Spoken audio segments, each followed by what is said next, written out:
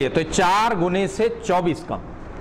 अब 4 गुने से 24 कम है तो यदि मूल संख्या का दशांक उसके इकाई के अंक से 7 अधिक। अब फिर वही बात, हिंदी में कुछ ऐसी चीजें दी जाएंगी कि आपको मुश्किल पैदा हो जाएगी। इसमें लिखा है यदि मूल संख्या का दशांक, अरे इसको लिखने से पहले ये लिख देते हैं कि दहाई का अंक। तो दशांक का मतलब क्या होता है? दहाई का अंक। तो दश धन अंक को दशांक कहते हैं, है ना। ये तो ऐसे लगता है कि किसी राजा का नाम हो, जैसे शशांक हुआ करते थे, दशांक हुआ करते थे, लेकिन अब इसमें लिखा होना चाहिए। चलो इंग्लिश में फिर भी ठीक लिखा हुआ है, तो यहाँ पर लिया यूनिट डिजिट और टेंस डिजिट लिखा है ना। तो इसमें लिखा है यदि मूल संख्या का दहाई का अंक उसके इकाई के अंक से 7 अधिक हो जाए तो मूल संख्या क्या है, मतलब जब बदला जाए तब। तो अब इसमें 7 अधिक है, तो अब ये सीधी सी बात है, ऑप्शन पहला दिया है 29, तो 7 अधिक है, बात समझ में आ रही है। दूसरा आंसर 58, आंसर गलत, क्योंकि यहाँ पर तो 3 का ही डिफरेंस है, ये आंसर नहीं हो सकता। 18 7 का अंतर है, ठीक है, और 36 में 7 का अंतर नहीं है, तो ये दोनों आंसर तो होंगे नहीं। अब एक को चेक करना नहीं है, सॉल्व करना नहीं है क्वेश्चन। अब इसको उल्टा कर दें तो ये संख्या बनेगी 92।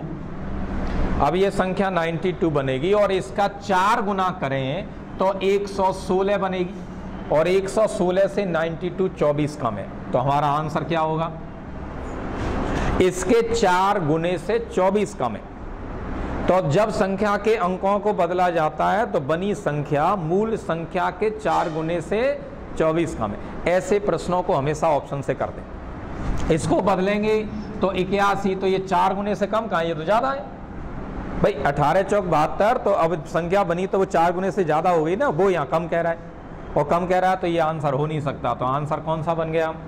और दूसरा ये भी कह रहा है कि जब संख्या को बदलते हैं तो दहाई का अंक इकाई के अंक से 7 ज्यादा हो जाता है। लिखा हुआ ना, दशांक जो इकाई का अंक है उससे 7 ज्यादा है। 7 ज्यादा है तो वो तो ज्यादा होगा ही, वहां पर पहले से लेके चले हम। तो इस ऑप्शन से पता लग गया। ये क्वेश्चन नंबर 75।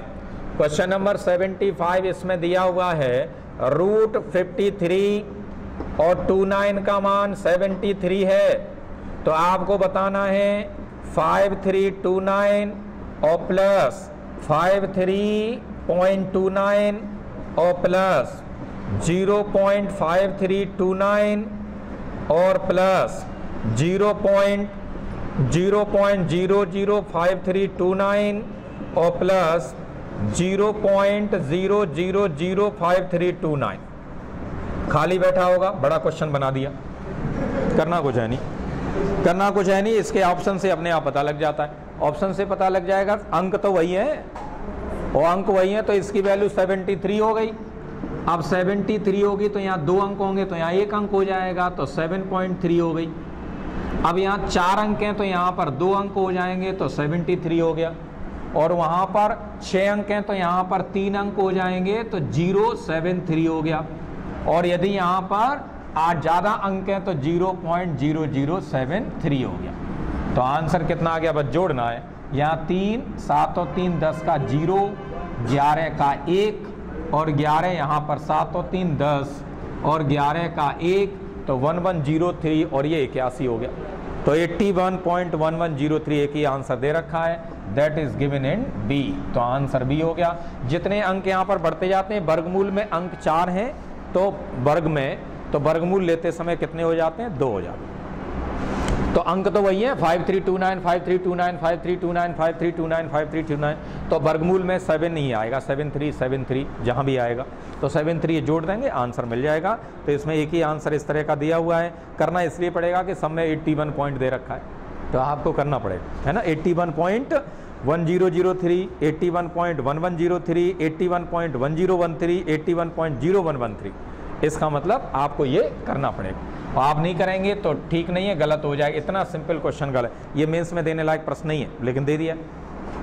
इतना सिंपल क्वेश्चन नहीं देना चाहिए, ये क्लरिकल में आता है, लेकिन आपको दे दिया है। 2 संख्याओं के घनों का योग 76 में क्वेश्चन दे रखा है कि 1 धन 27/169 ये बराबर है 1 धन x/13, तो x का मान बताएं।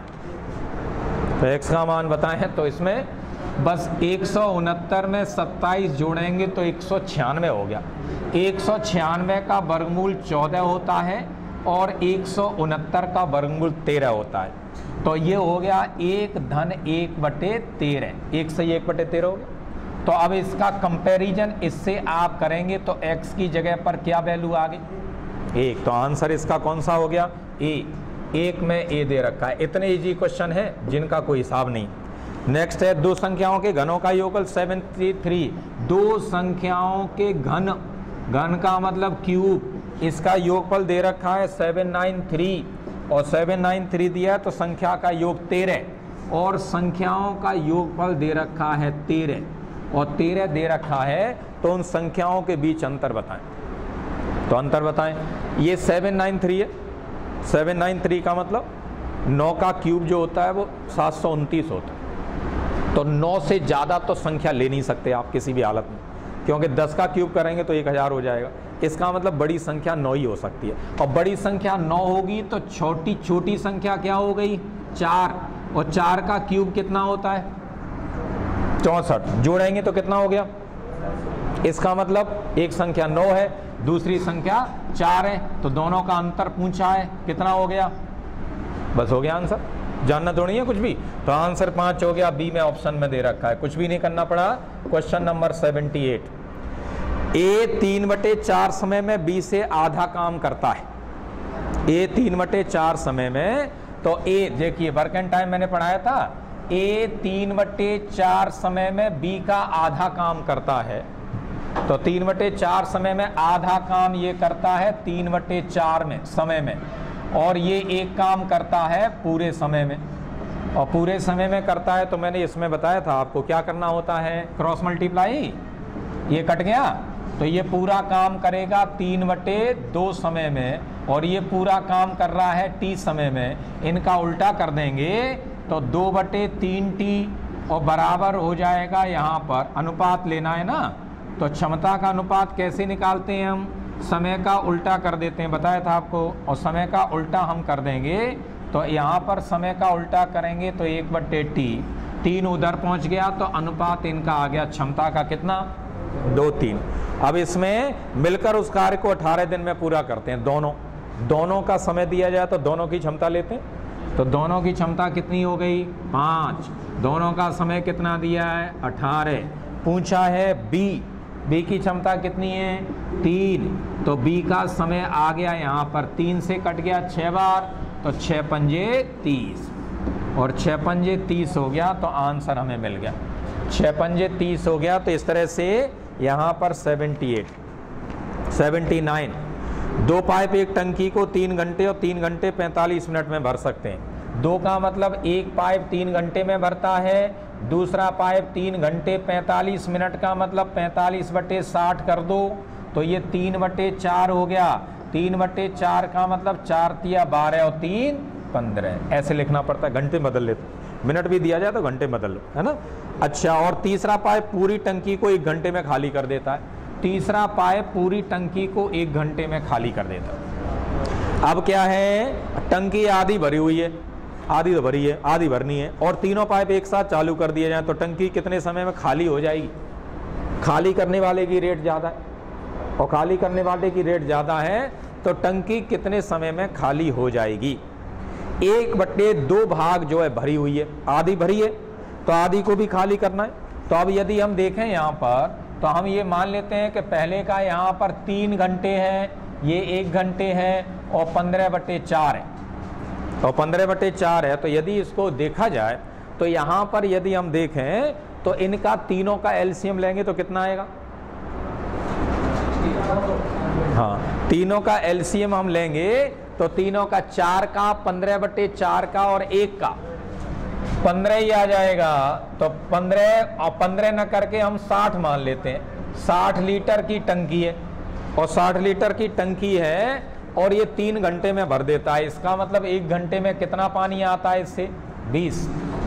15/4 का भाग दो 60 में, 60 में भाग दे सकते हैं। 15/4 का भाग देंगे तो 4 ऊपर पहुंच गया। इसका मतलब 1 घंटे में कितना पानी आता है? 16। और यहाँ पर 1 घंटे में कितना, ये तो 1 घंटे में खाली कर देता है, तो 1 घंटे में कितना पानी बाहर निकल जाता है 60। इसका मतलब 36 लीटर पानी आता है और 60 लीटर बाहर निकल जाता है, और 60 लीटर बाहर निकल जाता है, आधी टंकी भरी है। तो अब 36, वैसे देखा जाए तो 1 घंटे में 24 लीटर पानी बाहर निकल जाता है। यदि तीनों पाइप खोल दिए जाएं तो 36 लीटर पानी आएगा, 60 लीटर बाहर निकल जाएगा, तो इसका मतलब 24 लीटर जो है पानी खाली हो जाएगा 1 घंटे में। ऐसा होगा कि नहीं? अब आधी टंकी भरी है, तो आधी टंकी भरी है तो उसे समय कितना लगेगा? आधी का मतलब 30 लीटर, और 1 घंटे में कितना खाली हो जाता है? 24। तो पूरा आधा खाली होने में कितना समय लगेगा?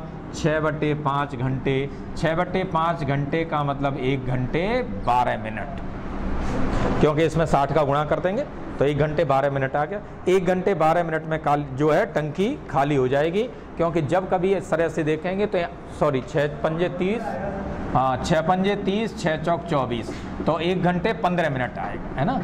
6/5 नहीं, 5/4 होगा, और 5/4 होगा तो इसका आंसर, क्योंकि 6 पंजे 30, 6 चौक 24, 5/4 आएगा। 5/4 को 1 सही 1/4 लिखेंगे, और 1 सही 1/4 का मतलब होता है 1/4 घंटे किसके बराबर होता है? तो वैसे ऐसे कर लेंगे, और ऐसे हम कर लेंगे तो ये वैसे टी में मानेंगे तो उसमें ज़्यादा टाइम लगेगा, ये सबसे अच्छा तरीका। वो 15 का गुणा कर दिया करो 4, तो 3 और 5, तो अपने आप टंकी को ऐसा ले लिया करो जिससे कि आपको पता लग जाए। क्वेश्चन नंबर 80 में दे रखा है 2 पुरुष और 1 महिला एक काम को 14 दिन में, ऐसे क्वेश्चन बताए थे आपको। 2 पुरुष और 1 महिला एक काम को 14 दिन में, 2 मेल और 1 फीमेल एक काम को 14 दिन में कर सकते हैं, जबकि 4 महिलाएं और 2 पुरुष 8 दिन में, जबकि 4 महिलाएं और इसमें दे रखा है 4 महिलाएं, महिलाओं का मतलब फीमेल है ना, महिलाओं का मतलब फीमेल लिख लो यहाँ पर। 4 महिलाएं तो 4 फीमेल और 2 मेल उस काम को कर सकते हैं 8 दिन में, 8 दिन में कर सकते हैं। यदि एक पुरुष को 180 रुपये प्रतिदिन मिलते हैं तो महिला को कितने मिलेंगे? तो क्षमता निकाल लो बस, और क्षमता निकालेंगे तो गुणा कर देते हैं इसमें। 14 का गुणा करो, 14 दूनी 28 मेल और 14 फीमेल बराबर गुणा करिए 8 दूनी 16 मेल और 8 चौक 32 फीमेल। 16 इसमें से घटाएंगे तो 12 बचेंगे, और यहाँ पर 14 इसमें से घटाएंगे तो कितने बचेंगे? 18। तो इसका मतलब 6 दूनी 12 और 6 ती 18। मेल का मान कितना है? तो मेल का मान 3 है, 3 आ गया, और फीमेल का मान कितना है? फीमेल की वैल्यू जो है यहाँ पर 2 आ गई। इनकी क्षमता में अनुपात 3 और 2 का है। तो 3 रेशियो का मान 180 दे रखा है, पुरुष को मिलने वाली धनराशि दे रखी है, तो 1 रेशियो का मान 60, तो 2 रेशियो का मान कितना हो गया? 120। महिला को कितने पैसे मिलते हैं? 120। आगे आंसर, क्षमता के अनुपात में पैसे मिलते हैं, और क्षमता के अनुपात में तो ये वैल्यू आ गई। क्वेश्चन नंबर 81, 81 में दे रखा है, बहुत ईजी है। ए और बी किसी काम को 15 दिन में करते हैं, ए और बी किसी काम को 15 दिन में करते हैं, और बी और सी उसी काम को कर रहे हैं 12 दिन में, और सी और ए 10 दिन में। ऐसा प्रश्न मैंने बताया था, संख्या भी यही थी, आप देखेंगे 10, 12, 15 मैंने दिया था। ए को स्वयं कार्य को करने में कितने दिन लगेंगे, ये पूछा था मैंने। ए कितने दिन में करता है, बी कितने दिन में, तो ये प्रश्न वही है। इसका एलसीएम कितना आया? तो ए बी सी का मान निकालेंगे, तो ए बी सी की वैल्यू निकालेंगे, ये 2 होता है ना यहाँ पर, क्योंकि जोड़ेंगे। 60 के में भाग देंगे, 15 का 4 बार, 12 का 5 बार, 6 बार, 6 और 5 11 और 4 15, 15 चौक 60। अब तो इसका मतलब ए बी सी मिलकर के वो काम करते हैं, इस 2 को हटाएंगे तो वहाँ गुणा होता है, 2 को हटाएंगे गुणा होता है। ए बी सी तीनों मिलके 8 दिन में करते हैं, और इसमें पूछा है ए कितने दिन में करेगा, तो बी सी को घटा दो, और बी सी को घटाएंगे तो कितना हो गया? 12 गुणा 8, और 12 में से 8 घटाएंगे 4, तो आंसर कितना आ गया? ए अकेले 24 दिन में काम करेगा। जैसे डी, ये डी में दे रखा है, तो ये संख्याएं भी वही हैं, इसमें ज़्यादा कुछ नहीं था। क्वेश्चन नंबर 82, ए और बी एक काम को 45 दिन और 40 दिन में करते हैं। कितने क्वेश्चन आए हैं देख रहे हैं? ए और बी, तो ए और बी इंडिविजुअल वर्क जो होता है उसके क्वेश्चन ज़्यादा आते हैं। ए और ए काम करता है 45 दिन में, बी काम करता है 40 दिन में, 40 डेज में और 45। उन्होंने एक साथ काम करना शुरू किया, लेकिन ए ने कुछ दिन बाद काम छोड़ दिया। कुछ दिन का मतलब पता नहीं, तो टी मान लेंगे। अच्छा, ए ने और बी ने 23 दिन में शेष कार्य को पूरा किया, शेष कार्य को। तो ए और बी पहले काम किए, दोनों ने एक साथ काम, तो टी बटे यहाँ पर बी लिखेंगे और टी बटे ए लिखेंगे। ये कितने दिनों तक साथ साथ काम करते रहे ये पता नहीं है। दोनों ने काम शुरू किया लेकिन कुछ दिन बाद छोड़ दिया, वो कितने दिन है पता नहीं टी, लेकिन उसके बाद बी ने 23 दिन में काम पूरा किया। तो बी ने 23 दिन काम किया, बी का कितना है 40, बराबर काम कितना हो गया पूरा 1 हो गया। ए का कितना है 45, तो टी बटे 45 लिखो, यहाँ टी बटे 40 लिखो और यहाँ इसको भेज दो उधर, तो 1 में से 23 बटे 40 घटा दो, तो ये कितना बचा 17 बटे 40। 1 में से घटाएंगे तो बचेगा ना 17 बटे 40। अब इसमें हम यहाँ पर 45 और 40 का एलसीएम ले लो, कितना आएगा 45 और 40 का 180। वेरी गुड, तो 180 यहाँ पर 45 का भाग देंगे 4 बार, हाँ 360 ले लो, तो 360 क्योंकि 180 में 45 का भाग तो जाएगा 40 का नहीं जाएगा, तो 360 ले लो, दोगुना कर दो। 45 का भाग देंगे 8 बार, 40 का भाग देंगे 9 बार, और वो आना ही चाहिए क्योंकि उधर 17 दे रखा है। तो 8 और 9 17, 17 से 17 कट गया, 40 से ये कट गया, 9 1 9, तो 17 टी बटे 9 बराबर 17 बचा, तो टी का मान 9 हो गया। तो कितने दिन बाद काम छोड़ा इन्हें 9 दिन बाद। आंसर डी आ गया, इसका आंसर डी दे रखा है। Question number 83 A B C को 5290 में किसी कार्य को करने का ठेका मिला। ए बी सी तीनों काम करते हैं और 5290 रुपए उन्हें मिलते हैं। ठीक है, अब क्या है, माना कि ए और बी मिलकर 19 बटे 23 काम करते हैं। ए और बी काम मिलकर के करते हैं 19 बटे 23 भाग, और बी और सी मिलकर के काम करते हैं 8 बटे 23 भाग। तो ए को कितने रुपए का भुगतान होना चाहिए। अब आप ध्यान रखें, ऐसा कभी होना तो टोटल काम 23 है, 23 है और टोटल काम 23 है। इसमें बी क्या है कॉमन, 1908 कितने होते हैं 27, जबकि काम कितना है 23। इसका मतलब बी का काम कितना हो गया 4 यूनिट, बी 2 बार आ गया ना भाई। इसमें 23 भाग में से 19 भाग इन दोनों ने किया, 23 भाग में से 8 भाग इन दोनों ने किया, तो इसका मतलब इन दोनों को जोड़ेंगे तो 1908 कितने हो गए 27, जबकि काम कितने यूनिट है 23। इसका मतलब बी का काम कितना आ गया 4 यूनिट।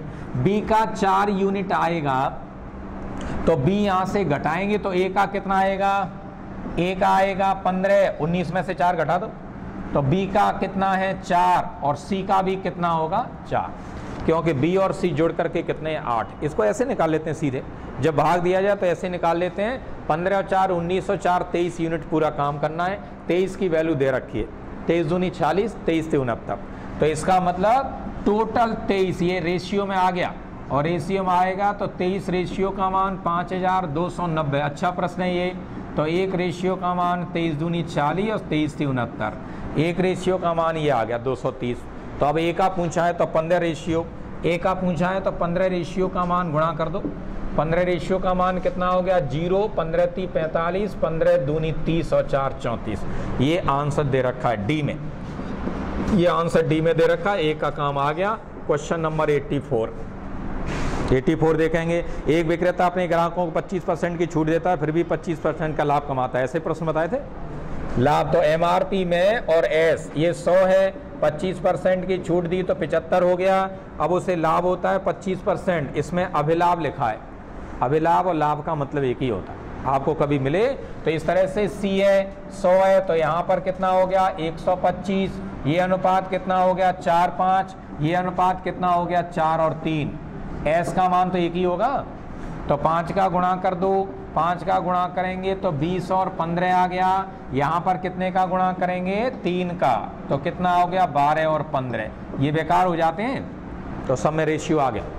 अब क्या कह रहा है, इतने यदि वस्तु की लागत विक्रेता को 1440 आती है, लागत का मतलब लागत को क्रय मूल्य कहते हैं। तो 12 रेशियो का मान दे रखा है और अंकित मूल्य पूछा है। 12 रेशियो का मान दे रखा है 1440। ऐसे बहुत सारे प्रश्न बताए हैं आपको। तो 1 रेशियो का मान कितना हो गया 120। MRP पूछी है तो 20 रेशियो का मान कितना हो गया 20 का गुणा 120 में करो, आंसर आ गया 2400। तो ये आंसर किस में दे रखा है 2400 इसमें दे रखा है यहाँ पर कि इस तरह से डी में, है ना। तो डी में आंसर दे रखा है। क्वेश्चन नंबर 85, क्वेश्चन नंबर 85 देखेंगे अब। 85, यदि किसी वस्तु के अंकित मूल्य पर 30% की छूट और 20% था, 10% की क्रमिक 2 छूट, ये भी बताया था। एक छूट 30% की है और 2 छूटें 20 और 10 की, तो इन दोनों में अंतर क्या होगा, यही अंतर होता है। 20 गुणा 10/100 कर देते हैं, 2% का अंतर आ जाएगा। तो 2% का अंतर आ जाएगा। क्रमिक 2 छूट के बीच में अंतर 144 का है, और अंतर 144 का है। इसका मतलब जब कभी इनका योगफल इसके बराबर हो, और इनका योगफल इसके बराबर हो, तो दोनों का गुणा करके 100 से भाग देते हैं। हाँ,